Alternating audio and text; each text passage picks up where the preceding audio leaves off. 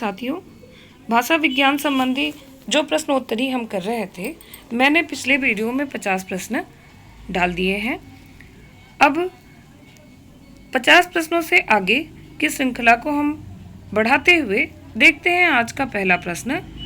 देवनागरी लिपि के विकास में ज, ग, क आदि ध्वनियाँ वर्ण आई हैं। तो देवनागरी के विकास में ज, ग, क आदि ध्वनियाँ, ये जो वर्ण हैं, ये संस्कृत से आए हैं। अगले प्रश्न की ओर चलते हैं। हमारा अगला प्रश्न है, कौन सी बोली पूर्वी हिंदी की नहीं है? विकल्प कुछ इस प्रकार हैं: ब्रजभाषा, अवधी, छत्तीसगढ़ी और पहाड़ी। इसमें विकल्प 1 सही है, ब्रजभाषा। यह पूर्वी हिंदी की बोली नहीं है, यह पश्चिमी हिंदी के अंतर्गत आती है। इसकी अन्य बोलियां ब्रज भाषा, बुंदेली, कन्नौजी, कौरवी या खड़ी बोली, बांगरू या हरियाणवी है। अवधी, छत्तीसगढ़ी और बघेली, तीनों ही बोलियां पूर्वी हिंदी की बोली है। पहाड़ी बोली नहीं, बल्कि उपभाषा के अंतर्गत आती है। इसकी बोलियां कुमायूनी, गढ़वाली और नेपाली है। अगला प्रश्न है, हिंदी की कितनी उपभाषाएं हैं? आपके विकल्प हैं 5, 2, 4, 7। सही उत्तर है, हिंदी की 5 उपभाषाएं हैं: पश्चिमी हिंदी, राजस्थानी हिंदी, पहाड़ी हिंदी और बिहारी हिंदी। उपभाषा, अगर किसी बोली में साहित्य रचना होने लगती है और क्षेत्र का विकास हो जाता है तो वह बोली न रहकर उपभाषा बन जाती है। एक उपभाषा के अंतर्गत कई बोलियां आती हैं। अगले प्रश्न की ओर चलते हैं। हमारा अगला प्रश्न है, अवधी बोली का विकास हुआ है किस अपभ्रंश से हुआ है? पूर्वी हिंदी से हुआ है। अवधी बोली का विकास पूर्वी हिंदी से अर्धमागधी अपभ्रंश से हुआ है। पूर्वी हिंदी के अंतर्गत 3 बोलियां आती हैं: अवधी, बघेली और छत्तीसगढ़ी। अगला प्रश्न है, दक्षिणी राजस्थानी की प्रतिनिधि बोली है? विकल्प है मारवाड़ी, मेवाती, मालवी, हाड़ौती और इसका सही उत्तर है मालवी। दक्षिणी राजस्थानी की प्रतिनिधि बोली मालवी है। मारवाड़ी पश्चिमी राजस्थानी की बोली है और मेवाती उत्तरी राजस्थानी, ढूंढाड़ी जिसे जयपुरी भी कहते हैं, यह पूर्वी राजस्थानी की प्रतिनिधि बोली है। अगला प्रश्न है, निम्न में से पश्चिमी हिंदी की बोली कौन सी नहीं है? और विकल्प है खड़ी बोली, ब्रजभाषा, कन्नौजी और बघेली। तो इसका सही उत्तर है बघेली। बघेली पश्चिमी हिंदी की बोली नहीं है, बल्कि यह पूर्वी हिंदी के अंतर्गत अर्धमागधी अपभ्रंश से विकसित हुई है। इसके अंतर्गत अवधी, बघेली तथा छत्तीसगढ़ी बोली आती है। खड़ी बोली, ब्रजभाषा, कन्नौजी, हरियाणवी, बुंदेली पश्चिमी हिंदी के अंतर्गत सौरसेनी अपभ्रंश से विकसित हुई बोलियां हैं। अगले प्रश्न की ओर चलते हैं। हमारा अगला प्रश्न है, अपभ्रंश एवं ब्रजभाषा के योग से कौन सी भाषा बनती है? विकल्प है पिंगल, डिंगल, अवधी, अवहट्ट और इसका सही उत्तर पिंगल। अपभ्रंश एवं ब्रजभाषा के योग से पिंगल भाषा बनती है, जबकि अपभ्रंश तथा राजस्थानी के योग से डिंगल भाषा बनती है। अवधी पूर्वी हिंदी की बोली है। अपभ्रंश के उत्तरकाली अवस्था का नाम अवहट्ट है। अगला प्रश्न है, निम्नलिखित में से कौन सा हाड़ौती बोली का क्षेत्र है? और आपके विकल्प हैं कोटा, बूंदी, धौलपुर, झालावाड़। इसका सही उत्तर है धौलपुर। हाड़ौती बोली का क्षेत्र धौलपुर नहीं है, बल्कि यह मेवाती बोली का क्षेत्र है। इसके अंतर्गत आने वाले क्षेत्र अलवर, भरतपुर, करौली आदि हैं। कोटा, बूंदी, झालावाड़ में हड़ौती बोली के क्षेत्र माने जाते हैं। अगला प्रश्न है, कौरवी का संबंध किस उपभाषा से है? आपके विकल्प हैं पश्चिमी हिंदी, पूर्वी हिंदी, राजस्थानी हिंदी या बिहारी हिंदी। तो इसका सही उत्तर होगा कौरवी अर्थात खड़ी बोली का संबंध पश्चिमी हिंदी से है। कुरु जनपद की बोली होने के कारण राहुल सांकृत्यायन ने इसे कौरवी नाम दिया। खड़ी बोली या कौरवी का उद्भव सौरसेनी अपभ्रंश से हुआ। इसका क्षेत्र देहरादून का मैदानी भाग, सहारनपुर, मुजफ्फरनगर, मेरठ, दिल्ली नगर के कुछ भाग, बिजनौर, रामपुर, मुरादाबाद आदि हैं। पश्चिमी हिंदी के अंतर्गत आने वाली बोलियां हैं ब्रजभाषा, कन्नौजी, हरियाणवी, बुंदेली आदि। पूर्वी हिंदी के अंतर्गत आने वाली बोलियां अवधी, बघेली और छत्तीसगढ़ी हैं। राजस्थानी हिंदी के अंतर्गत आने वाली बोलियां पश्चिमी राजस्थानी, जिसे मारवाड़ी कहते हैं, उत्तरी राजस्थानी मेवाती, पूर्वी राजस्थानी जयपुरी या ढूंढाड़ी, दक्षिणी राजस्थानी मालवी है। बिहारी हिंदी के अंतर्गत भोजपुरी, मगही और मैथिली ये बोलियां आती हैं। अगले प्रश्न की ओर चलते हैं। हमारा अगला प्रश्न है, निम्नलिखित में से मानक हिंदी आदर्श एवं मानक क्षेत्र है। विकल्प है हरियाणा, मेरठ, दिल्ली, हिमाचल प्रदेश। तो इसका सही उत्तर है मानक हिंदी का आदर्श एवं मानक क्षेत्र मेरठ है। अगले प्रश्न की ओर चलते हैं। हमारा अगला प्रश्न है, सिंघल के लोग किस भाषा को मागधी कहते हैं? विकल्प है संस्कृत, पाली, प्राकृत, अपभ्रंश। इसका सही उत्तर है सिंघल के लोग पाली भाषा को मागधी कहते हैं। अगले प्रश्न की ओर चलते हैं। अगला प्रश्न है, कौन सी भाषा मध्यकालीन आर्य भाषा नहीं है? विकल्प है अपभ्रंश, पाली, प्राकृत, संस्कृत। और इसका सही उत्तर है संस्कृत भाषा मध्यकालीन आर्य भाषा नहीं है। संस्कृत प्राचीन कालीन आर्य भाषा है। मध्यकालीन आर्य भाषा के अंतर्गत पाली, इसका समय 500 ईस्वी पूर्व से प्रथम ईस्वी तक है। प्राकृत प्रथम ईस्वी से 500 ईस्वी तक इसका समय, और अपभ्रंश का समय है 500 ईस्वी से 1000 ईस्वी तक। अगले प्रश्न की ओर चलते हैं। हमारा अगला प्रश्न है, बिहारी की तीनों बोलियों का एक वर्ग बनाकर बिहारी नाम किसने दिया था?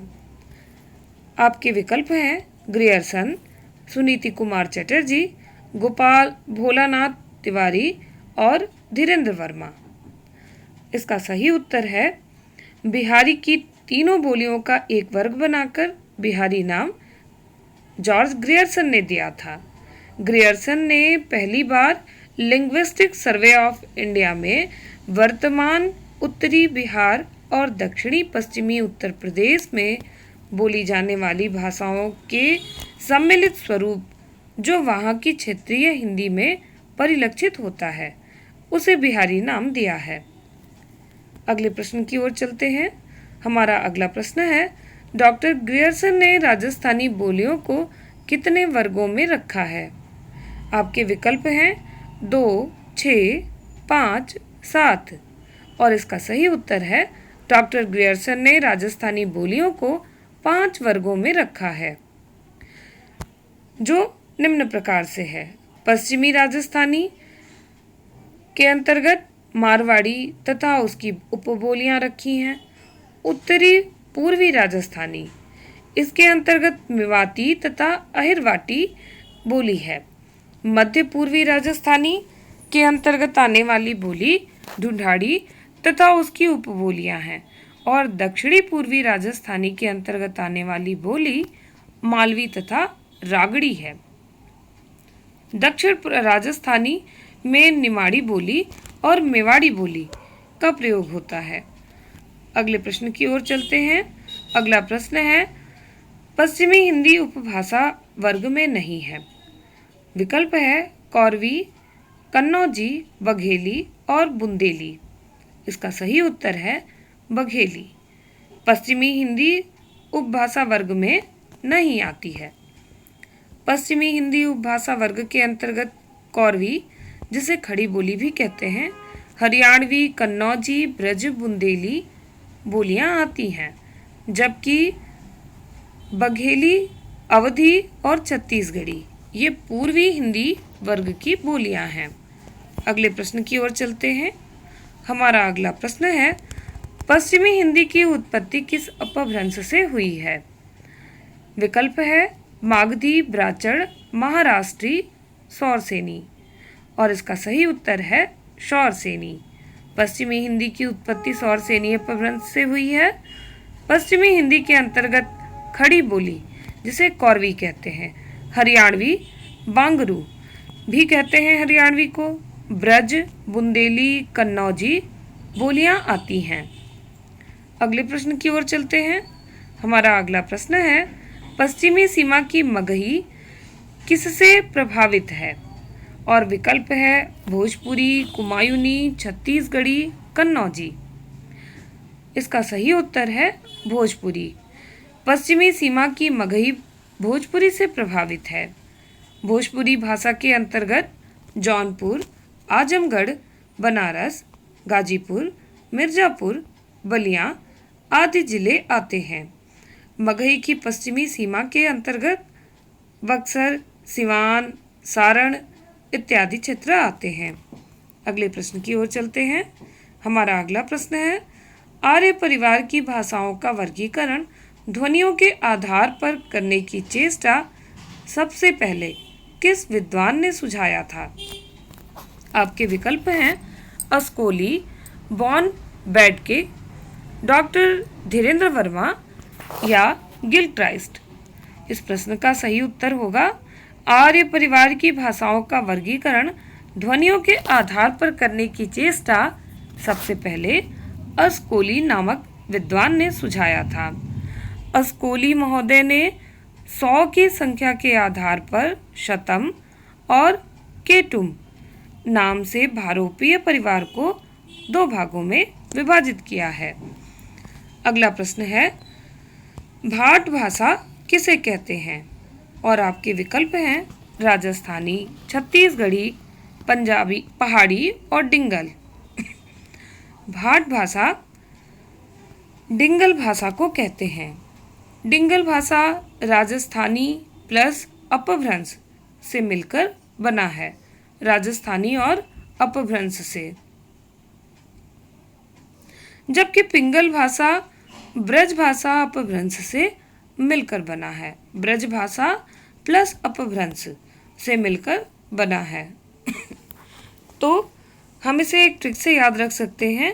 डिंगल भाषा के लिए हम अरा यूज कर सकते हैं, अरा शब्द, डिंगल, अरा, डिंगल और अब्र पिंगल, ऐसे इस ट्रिक से याद रख सकते हैं। अरा अ यानी अपभ्रंश और रा यानी राजस्थानी। अरा डिंगल यानी अपभ्रंश और राजस्थानी मिश्रित डिंगल भाषा, और पिंगल भाषा अब्र अ अपभ्रंश और ब्र ब्रज भाषा मिश्रित पिंगल भाषा। इस ट्रिक से हम याद रख सकते हैं। अगले प्रश्न की ओर चलते हैं। हमारा अगला प्रश्न है, भाषा के संबंध में कौन सा कथन गलत है? और विकल्प है भाषा प्रतीक व्यवस्था है, भाषा अनुकरण से सीखी जाती है, भाषा में प्रयुक्त शब्दों तथा उनके अर्थ का संबंध प्राकृतिक है, भाषा व्यवहार सामाजिक है।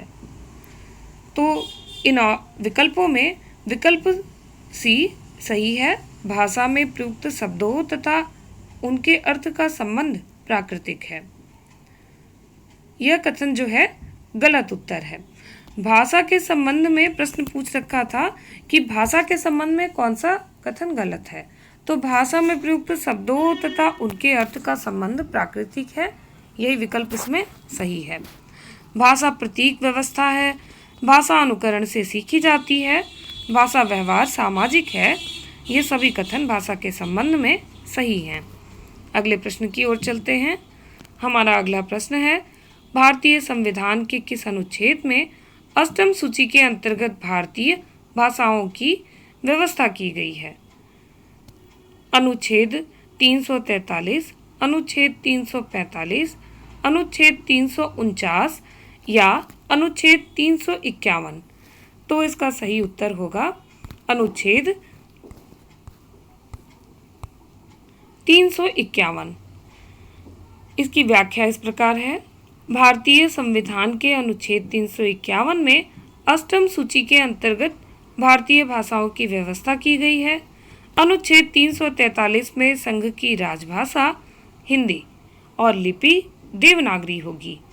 अनुच्छेद 345 में किसी राज्य या विधानमंडल विधि द्वारा उस राज्य में इस्तेमाल होने वाली भाषाओं में से किसी एक या अधिक भाषाओं को या हिंदी को उस राज्य के सभी या किन्हीं शासकीय प्रयोजनों के लिए अंगीकार कर सकता है। जब तक ऐसा नहीं किया जाता, अंग्रेजी का प्रयोग उसी प्रकार किया जाता रहेगा जिस प्रकार उससे ठीक पहले किया जा रहा था। तो यह 345 की व्याख्या हुई, अनुच्छेद 345।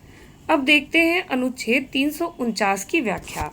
अनुच्छेद 349 में संविधान के प्रारंभ से 15 वर्ष की अवधि के दौरान प्रयोग की जाने वाली भाषा के लिए उपबंध करने वाला कोई विधेयक राष्ट्रपति की पूर्व अनुमति, जो कि वह राजभाषा आयोग तथा भाषा समिति के प्रतिवेदन पर विचार करके देगा, इसके बाद ही संसद में प्रस्तुत किया जा सकता है। तो यह व्याख्या चारों विकल्पों की हुई। अगले प्रश्न की ओर चलते हैं। हमारा अगला प्रश्न है, जनु लेनिहार न ले ही जीव हरहि तरासहि ताहि इतने बोल आव मुख करे तराहि तराहि। उपर्युक्त पंक्तियों की भाषा कौन सी है? और विकल्प है अपभ्रंश, मैथिली, ब्रज, भोजपुरी, अवधी। और इसका सही उत्तर है, यह पंक्तियां अवधी भाषा की हैं। अवधी भाषा जो अर्धमागधी अपभ्रंश की पूर्वी हिंदी उपभाषा की बोली है, जबकि ब्रज सौर सेनी अपभ्रंश की पश्चिमी हिंदी उपभाषा की ओकार बहुला बोली है।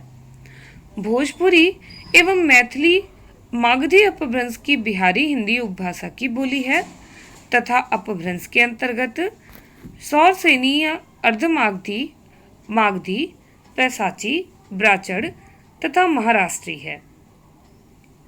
अगले प्रश्न की ओर चलते हैं। हमारा अगला प्रश्न है, ईसुरी किस बोली के लोक कवि हैं? और विकल्प है ब्रजभाषा, कन्नौजी, अवधी, बुंदेली। और इसका सही उत्तर है बुंदेली बोली। ईसुरी बुंदेली बोली के प्रमुख लोक कवि हैं। बुंदेलखंड में बोली जाने वाली बुंदेली का क्षेत्र झांसी, जालौन, हमीरपुर, ओरछा, भोपाल, सागर, होशंगाबाद जिलों तक फैला है।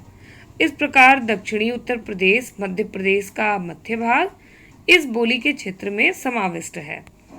किंतु बुंदेली में साहित्य रचना बहुत कम हुई है। लाल कवि ने छत्र प्रकाश की रचना बुंदेली में की है। अगला प्रश्न है, अपभ्रंश भाषा का स्थिति काल है? और विकल्प इस प्रकार है, 1500 ईस्वी पूर्व से 500 ईस्वी पूर्व तक। दूसरा विकल्प 500 ईस्वी पूर्व से 1 ईस्वी पूर्व तक। और विकल्प तीसरा 500 ईस्वी से 1000 ईस्वी तक, 1000 ईस्वी से 1500 ईस्वी तक। तो इसका सही विकल्प होगा अपभ्रंश भाषा का काल 500 ईस्वी से 1000 ईस्वी तक माना जाता है, जबकि 1500 ईस्वी से 500 ईस्वी पूर्व तक के कालखंड को वैदिक भाषा, जिसे संस्कृत कहते हैं, इसका काल कहा गया है।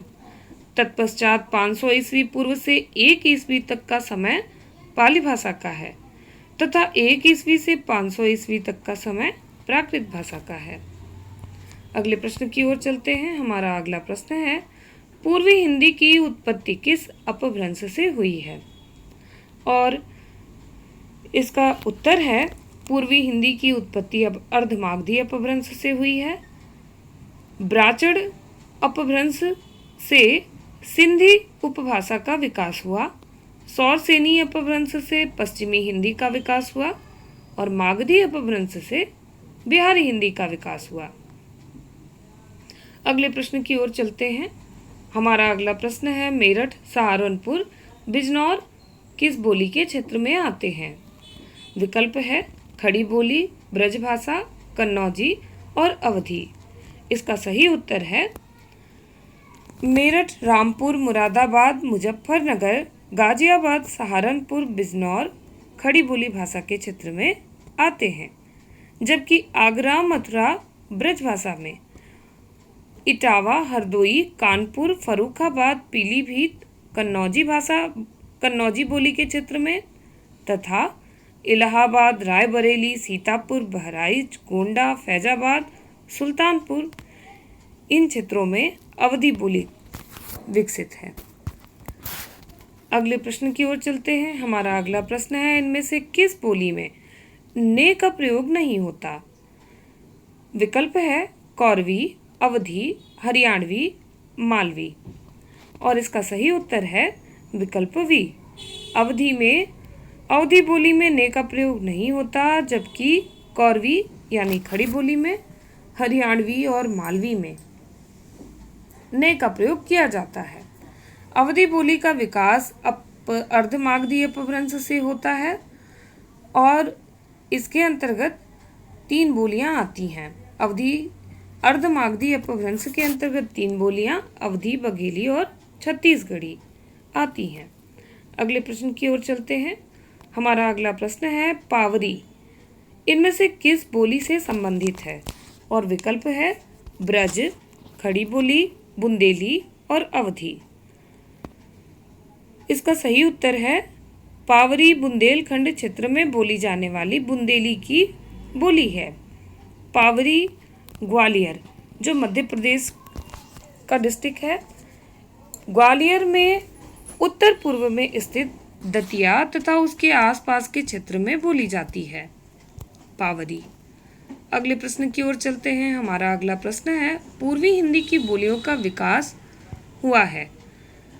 तो पूर्वी हिंदी की बोलियों का विकास अर्धमागधी अपभ्रंश से हुआ है। इसके अंतर्गत 3 बोलियां आती हैं अवधी, बघेली, छत्तीसगढ़ी, जबकि सौरसेनी अपभ्रंश से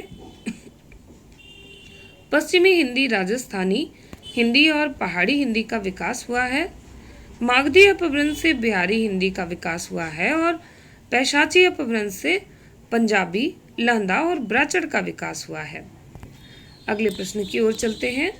हमारा अगला प्रश्न है शासकीय प्रयोजनों के लिए राजभाषा अधिनियम 1976 कौन से प्रदेश पर लागू नहीं होगा? और विकल्प है मणिपुर, तमिलनाडु, आंध्र प्रदेश और महाराष्ट्र। इनमें विकल्प बी सही है, तमिलनाडु। शासकीय प्रयोजनों के लिए राजभाषा अधिनियम 1976 तमिलनाडु प्रदेश पर लागू नहीं होगा। मणिपुर, आंध्र प्रदेश और महाराष्ट्र पर लागू होगा। अगला प्रश्न है संविधान की 8वीं अनुसूची में परिगणित 22 भाषाओं में कौन सी भाषा का उल्लेख नहीं है? और विकल्प है अंग्रेजी, कोंकणी, पंजाबी और संस्कृत। इसमें विकल्प ए सही उत्तर है। संविधान की 8वीं अनुसूची में परिगणित 22 भाषाओं में अंग्रेजी भाषा का उल्लेख नहीं है। कोंकणी, पंजाबी, संस्कृत का उल्लेख संविधान की 8वीं अनुसूची में किया गया है। अगले प्रश्न की ओर चलते हैं। हमारा अगला प्रश्न है संविधान का कौन सा अनुच्छेद कहता है कि राज्य और केंद्र के बीच तथा 2 राज्यों के बीच पत्र आदि संघ की राजभाषा में जाएगा? विकल्प है 345, अनुच्छेद 351, अनुच्छेद 346 और अनुच्छेद 344 4 और इसका सही उत्तर है अनुच्छेद 346। 346 अनुच्छेद में यह बताया गया है कि राज्यों और केंद्र के बीच तथा दो राज्यों के बीच पत्रादि संघ की राजभाषा में जाएगा। अनुच्छेद 345 में किसी राज्य का विधानमंडल विधि द्वारा उस राज्य में इस्तेमाल होने वाली भाषाओं में से किसी एक या अधिक भाषाओं का या हिंदी को उस राज्य के सभी या किन्हीं शासकीय प्रयोजनों के लिए अंगीकार कर सकता है। जब तक ऐसा नहीं किया जाता, अंग्रेजी का प्रयोग उसी प्रकार किया जाता रहेगा जिस प्रकार उससे ठीक पहले किया जाता रहा था। तो यह विस्तार 345 अनुच्छेद का था। आगे व्याख्या देखते हैं अनुच्छेद 351। इसके अंतर्गत इसकी व्याख्या है, संघ का यह कर्तव्य होगा कि वह हिंदी भाषा का प्रसार करे, उसका विकास करे, ताकि वह भारत की मिलीजुली संस्कृति के सभी तत्वों की अभिव्यक्ति का माध्यम बन सके और उसकी प्रकृति में हस्तक्षेप किए बिना 8वीं अनुसूची में विनिर्दिष्ट भारत की अन्य भाषाओं के प्रयुक्त रूप, शैली और पदों को आत्मसात करते हुए और जहां आवश्यक या वांछनीय हो वहां उसके शब्द भंडार के लिए मुख्यतया संस्कृत से और गौणतया अन्य भाषाओं से शब्द ग्रहण करते हुए उसकी समृद्धि सुनिश्चित करे। तो यह विस्तार था अनुच्छेद 351 का। आइए अगले प्रश्न की ओर देखते हैं। अगला प्रश्न है, साहित्य में प्रयुक्त भाषा के आधार पर नामवर सिंह ने अपभ्रंश के कितने भेद किए हैं? और इसका विकल्प इस प्रकार है। विकल्प ए 4, बी 8, सी 2 और डी 6। इसका सही उत्तर है 2। नामवर सिंह ने अपभ्रंश के 2 भेद किए हैं। साहित्य में प्रयुक्त भाषा के आधार पर नामवर सिंह ने अपभ्रंश के 2 भेद किए हैं, पूर्वी तथा पश्चिमी। अगले प्रश्न की ओर चलते हैं। हमारा अगला प्रश्न है, मसूद हसन खान किस बोली को भारत मानक हिंदी खड़ी बोली का आधार मानते हैं? और आपके विकल्प हैं ब्रजभाषा, बुंदेली, कन्नौजी, हरियाणवी। इसका सही उत्तर है हरियाणवी। मसूद हसन खां हरियाणवी बोली को मानक हिंदी खड़ी बोली का आधार मानते हैं। अगला प्रश्न है, केंद्रीय हिंदी निदेशालय की ओर से देवनागरी लिपि तथा हिंदी वर्तनी का मानकीकरण का प्रकाशन कब हुआ?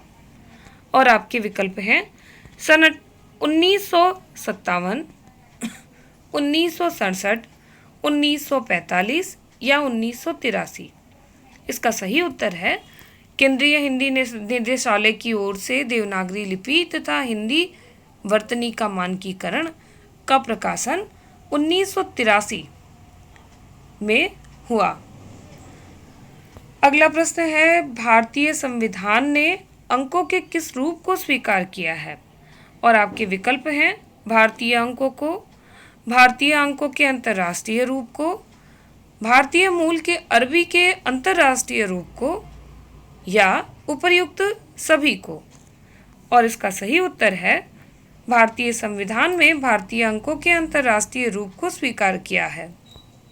अनुच्छेद 343 में उल्लेख किया गया है कि संघ की राजभाषा हिंदी और लिपि देवनागरी होगी तथा अंकों का प्रयोग वही रहेगा जो अंतर्राष्ट्रीय स्तर पर प्रचलित है। शेष अन्य दिए गए विकल्प त्रुटिपूर्ण थे। अगला प्रश्न है, विभाषा से आशय है? और इसके विकल्प हैं राजभाषा, मातृभाषा, एक प्रांत की बोली या एक देश की भाषा। और इसका सही उत्तर है एक प्रांत की बोली विभाषा कही जाती है। विभाषा का क्षेत्र बोली की अपेक्षा अधिक विस्तृत होता है। यह एक प्रांत या उपप्रांत में प्रचलित होती है। इसमें साहित्यिक रचनाएं भी प्राप्त होती हैं। अवधी, ब्रजभाषा, खड़ी बोली, भोजपुरी, मैथिली आदि हिंदी की प्रमुख विभाषाएं हैं। सरकारी कार्यालयों में प्रयुक्त होने वाली भाषा या राजकाज की भाषा को राजभाषा तथा घर परिवार में व्यवहृत भाषा को मातृभाषा कहते हैं। अगले प्रश्न की ओर चलते हैं और यह महत्वपूर्ण प्रश्न यूपीटीजीटी 2016 में पूछा गया था। प्रश्न है, इसमें से कौन सी लिपि नहीं है? अरबी, गुरुमुखी, देवनागरी, अंग्रेजी। तो इसका सही उत्तर है अंग्रेजी। अंग्रेजी लिपि नहीं, भाषा है। इसकी लिपि का नाम रोमन लिपि है। अरबी उर्दू की लिपि है, गुरुमुखी पंजाबी की लिपि है और देवनागरी लिपि में हिंदी, संस्कृत, मराठी आदि भाषाएं लिखी जाती हैं। अगले प्रश्न की ओर चलते हैं। हमारा अगला प्रश्न है, इनमें से किस बोली का बिहारी हिंदी से संबंध नहीं है? और विकल्प है अवधी, मगही, भोजपुरी, मैथिली। और यह प्रश्न भी यूपीटीजीटी 2016 में पूछा गया था। इसका सही उत्तर होगा अवधी। अवधी पूर्वी हिंदी की बोली है और इसकी व्याख्या भी देखते हैं। बिहारी हिंदी से नहीं है अवधी का संबंध, बल्कि इसका संबंध पूर्वी हिंदी से है। पूर्वी हिंदी की दो अन्य बोलियां हैं, अवधी और छत्तीसगढ़ी। तो अवधी, बघेली और छत्तीसगढ़ी ये तीन बोलियां होती हैं पूर्वी हिंदी की। मगही, भोजपुरी एवं मैथिली तीनों ही बिहारी हिंदी की प्रमुख बोलियां हैं। अगले प्रश्न की ओर चलते हैं। भाषा संबंधी यह प्रश्न भी यूपीटीजीटी 2016 की परीक्षा में पूछा गया था। प्रश्न इस प्रकार है कि मगही किस प्रदेश की बोली है? विकल्प है मध्य प्रदेश, बिहार, राजस्थान या छत्तीसगढ़। और इसका सही उत्तर है मगही मूलतः बिहार राज्य की बोली है। यह मागधी अपभ्रंश की बिहारी उपभाषा की प्रमुख बोली है। बिहार राज्य में भोजपुरी एवं मैथिली बोली भी बोली जाती है। राजस्थान में राजस्थानी, पश्चिमी राजस्थानी, पूर्वी राजस्थानी, उत्तरी राजस्थानी एवं दक्षिणी राजस्थानी। छत्तीसगढ़ में छत्तीसगढ़ी तथा मध्य प्रदेश में बघेली, मालवी इत्यादि बोलियां प्रचलित हैं। अगले प्रश्न की ओर चलते हैं। हमारा अगला प्रश्न है, सिंधी भाषा का विकास अपभ्रंश की किस बोली से माना गया है? और इसका सही उत्तर होगा अर्ध मागधी से। कुछ और अपभ्रंश से विकसित बोलियों को देखते हैं, जैसे ब्राचड़ अपभ्रंश से सिंधी बोली का विकास हुआ, पैसाची अपभ्रंश से पंजाबी बोली का विकास हुआ, मागधी अपभ्रंश से भोजपुरी, मगही, मैथिली बोली का विकास हुआ और अर्ध मागधी अपभ्रंश से अवधी, बघेली, छत्तीसगढ़ी बोलियों का विकास हुआ। अगले प्रश्न की ओर चलते हैं। हमारा अगला प्रश्न है कि हिंदी को राजभाषा के रूप में संवैधानिक मान्यता कब मिली थी? आपके विकल्प हैं 26 जनवरी 1950, विकल्प बी 14 अक्टूबर 1949, विकल्प सी 15 अगस्त 1947 और विकल्प डी है 14 सितंबर 1955। तो साथियों ध्यान देंगे, यह प्रश्न इसमें कोई भी विकल्प सही नहीं है। इसकी व्याख्या इस प्रकार है। यह प्रश्न भी यूपीटीजीटी 2016 में पूछा गया था। इसकी व्याख्या में बताया गया है कि हिंदी को राजभाषा के रूप में संवैधानिक मान्यता 14 सितंबर 1949 ईस्वी को मिली थी। 14 सितंबर 1949 को देवनागरी में लिखी हिंदी को राजभाषा घोषित किया गया। तब से ही 14 सितंबर को प्रतिवर्ष हिंदी दिवस मनाया जाता है। संविधान का अनुच्छेद 343 से 351 तक भाषा से संबंधित उपबंध किए गए हैं। इस प्रश्न को आयोग ने गलत मानकर इसे फॉल्स बता दिया था। अगले प्रश्न की ओर चलते हैं। यह प्रश्न भी यूपीटीजीटी 2016 की परीक्षा में पूछा हुआ है। साथियों ध्यान देंगे, भाषा संबंधी कितने सारे प्रश्न यूपीटीजीटी 2016 में पूछे गए थे। तो भाषा के इन सभी प्रश्नों को आप ध्यान से देखिएगा और एक दो बार आप ध्यान से सुन लेंगे तो ये आपको कंठस्थ भी हो जाएंगी। तो अगले प्रश्न को देखते हैं। मुंडा भाषा परिवार का क्षेत्र कौन सा है? और विकल्प है राजस्थान, मध्य प्रदेश, तमिलनाडु, छोटा नागपुर। इस प्रश्न के संबंध में भी व्याख्या इस प्रकार है कि मुंडा भाषा परिवार का क्षेत्र छोटा नागपुर है, जो झारखंड राज्य में है। मुंडा भाषा परिवार की भाषाएं भारत और बांग्लादेश को मिलाकर लगभग 1 करोड़ लोग बोलते हैं। यह ऑस्ट्रो एशियाई भाषा परिवार की एक शाखा है और आयोग ने इसको गलत मानकर इसे फॉल्स बता दिया था। अब अगले प्रश्न पे चलते हैं। अगला प्रश्न है, ब्रज भाषा का विकास किस अपभ्रंश से हुआ है? तो ब्रज भाषा का विकास सौरसेनी अपभ्रंश से हुआ है। यह प्रश्न भी यूपीटीजीटी परीक्षा में 2016 में पूछा गया था। तो कुछ व्याख्या देख लेते हैं ब्रज भाषा के विकास से संबंधित, जो सौरसेनी अपभ्रंश से माना जाता है। सौरसेनी अपभ्रंश से 3 भाषाओं का विकास होता है, पश्चिमी हिंदी, राजस्थानी और खसिया पहाड़ी। पश्चिमी हिंदी में बोली जाने वाली बोलियों की संख्या कुल 5 है। खड़ी बोली, ब्रजभाषा, हरियाणवी, बुंदेली और कन्नौजी। राजस्थानी इससे विकसित 4 भाषाएं हैं, मारवाड़ी, जयपुरी, मेवाती और मालवी। पश्चिमी राजस्थान में मारवाड़ी बोली बोली जाती है।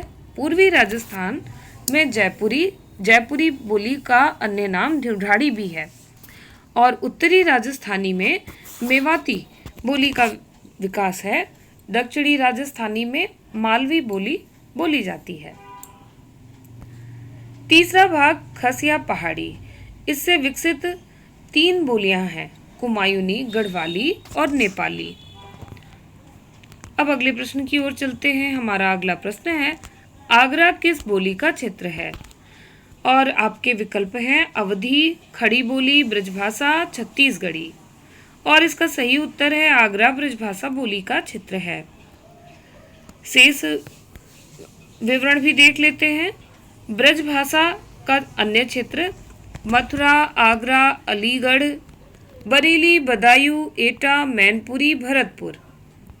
और अवधी बोली का क्षेत्र अयोध्या, लखीमपुर खीरी, बहराइच, गोंडा, बाराबंकी, लखनऊ, सीतापुर, उन्नाव, फैजाबाद, सुल्तानपुर, रायबरेली, प्रयागराज, जौनपुर, मिर्जापुर और प्रतापगढ़। ये अवधी बोली का विस्तार है। यहाँ खड़ी बोली का क्षेत्र बिजनौर, रामपुर, मुरादाबाद, मेरठ, मुजफ्फरनगर, सहारनपुर, दिल्ली और गाजियाबाद है। अगले प्रश्न की ओर चलते हैं। हमारा अगला प्रश्न है, पूर्वी हिंदी के अंतर्गत अवधी के अतिरिक्त इनमें से कौन सी बोली समाहित की जाती है? और विकल्प है कन्नौजी, मारवाड़ी, बघेली। इनमें से कोई नहीं। इसमें विकल्प सी सही होगा। पूर्वी हिंदी के अंतर्गत अवधी के अतिरिक्त इनमें से बघेली बोली समाहित की जाती है। यह अर्धमागधी अपभ्रंश के अंतर्गत पूर्वी हिंदी उपभाषा की बोली है। इसमें अवधी बघेली छत्तीसगढ़ी आती है। कन्नौजी बोली पश्चिमी हिंदी उपभाषा के अंतर्गत शौरसेनी अपभ्रंश से विकसित हुई है।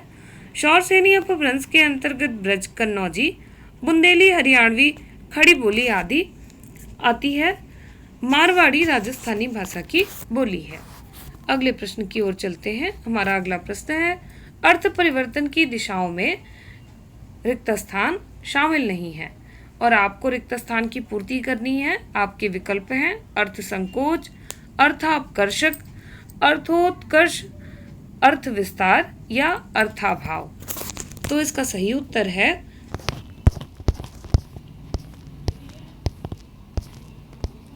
अर्थ परिवर्तन की दिशाओं में अर्थाभाव शामिल नहीं है, जबकि अर्थ संकोच, अर्थापकर्षक, अर्थोत्कर्ष और अर्थ विस्तार आदि परिवर्तन की दिशाएं हैं।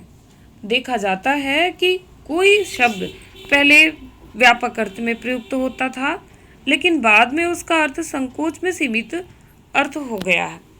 जैसे पहले मृग शब्द पशुओं के संदर्भ में प्रयुक्त होता, परंतु वर्तमान में मृग का अर्थ केवल हिरण हो गया है। यही अर्थ संकोच कहलाता है। अगले प्रश्न की ओर चलते हैं। हमारा अगला प्रश्न है, संज्ञान का अर्थ है और आपके विकल्प इस प्रकार हैं। विकल्प ए, कर्म या कार्य वह भाषा के माध्यम से स्वयं और दुनिया को समझना। विकल्प बी कहता है कि कर्म या कार्य के माध्यम से स्वयं और दुनिया को समझना। विकल्प सी में भाषा के माध्यम से स्वयं और दुनिया को समझना। और विकल्प डी भाषा और संप्रेषण के माध्यम से स्वयं और दुनिया को समझना। इसका सही उत्तर है भाषा और संप्रेषण के माध्यम से स्वयं और दुनिया को समझना। विकल्प डी इसका सही उत्तर है। अगले प्रश्न की ओर चलते हैं। हमारा अगला और आज की वीडियो का अंतिम प्रश्न है, कौन सा भाषा वियोगात्मक भाषा है? विकल्प है संस्कृत, अपभ्रंश, प्राकृत या पाली।